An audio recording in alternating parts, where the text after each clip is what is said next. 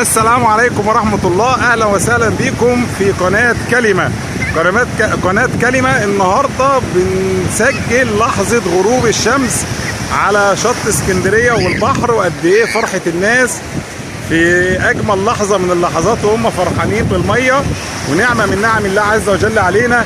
وده لحظة غروب الشمس، لحظة غروب الشمس اهي يعني، وما شاء الله نعم الله عز وجل علينا.